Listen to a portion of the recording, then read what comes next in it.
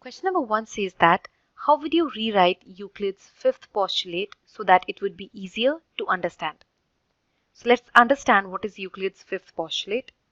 It says for every line L and for every point P not lying on L, there exists a unique line M passing through point P and parallel to L.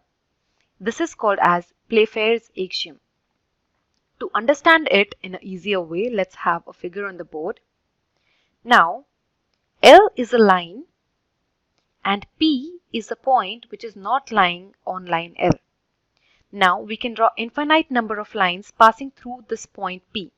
We have already drawn two, as you can see, the two dotted lines.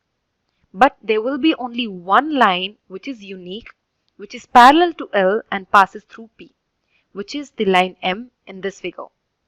By parallel, we mean that the distance between these two lines remains same always. It remains constant.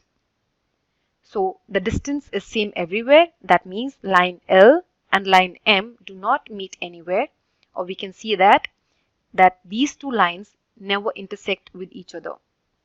Now this result can be put across in another way by saying that two intersecting lines cannot be parallel to the same line.